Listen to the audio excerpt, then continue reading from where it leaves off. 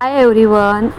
तर तुम्ही बघू शकता आजचा माझा ब्लॉग आहे तो जरा माझ्या गावाकडे एक छोटासा फलटण म्हणजे शहर आहे. तर तिकडे असं मार्केट वगैरे असतं मोठं भरलेलं. तर जाता जाता आम्ही पहिला पेटपूजा केली. तर तिकडे स्पेशल असे डोसे वगैरे पण भेटतात खास, आणि आम्हाला जे जे पाहिजे होतं ते आम्ही मागवलं. तर त्यासाठी आमची पूर्ण फॅमिली आलेलो होतो. तर ते आम्ही हॉटेलमध्ये निघालो पहिलं. तर ते आम्ही जे आम्हाला पाहिजे होतं ते खायला मागवलं आणि नाश्ता वगैरे भरपूर पेट केला. बोलतात ना, पहिलं पेटपूजा नंतर बाकीचं काही सर्व. तर हे बघू शकता. तर काहीच आमची पूर्ण फॅमिली जी आलेली आहे माझी.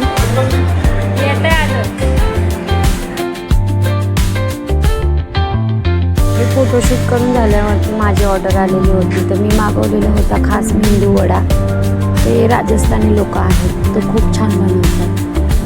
तर मला तिकडचा टेस्ट घ्यायची होती मेंदू वड्याची. तर मी ऑर्डर केलेली होती. तर माझी डिश पहिली आलेली आहे प्राईस.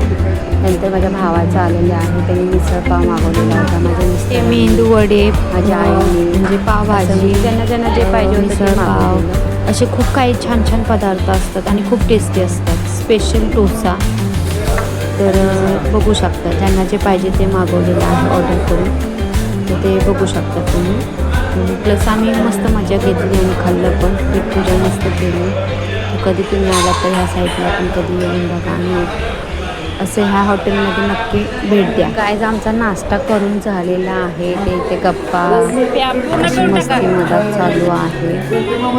तर आमचा नाश्ता पूर्ण झालेला आहे, तो फिनिश केलेला आहे. आता पेटपूजा झालेली आहे. थोडा माझा मोठावाला भाऊ जरा मस्ती करतोय. तर हे असं चालूच असतं फॅमिली असली की. तर आम्ही झालेलं होतं, तर आम्ही बाहेर निघालेलो आहे गाईज. तर मी इकडचा नजारा तुम्हाला दाखवते आहे.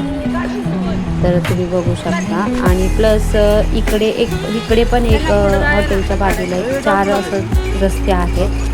तर तिथे पण एक चौक म्हणून असं नाव आहे, पण ते मला आता माहिती नाही आहे, मी विसरली.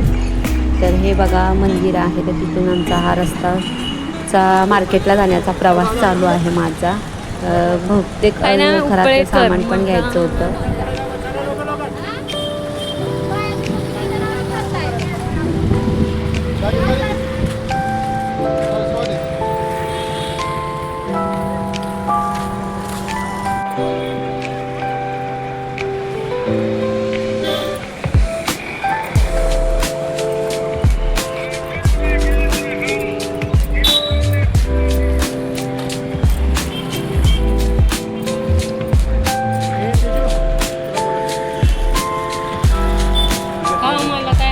पडल्यावरती इथे असं पायवाट आहे.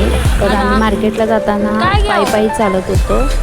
तर इथे पण 4 चौक होते पुढे गेल्यावरती.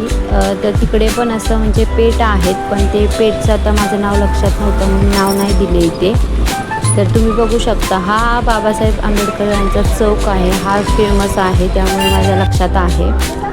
आणि तुम्ही बाबांची मूर्ती बघतायच आहे. आणि तिथेच पुढे जरासा गेले की मार्केट चालू होतं.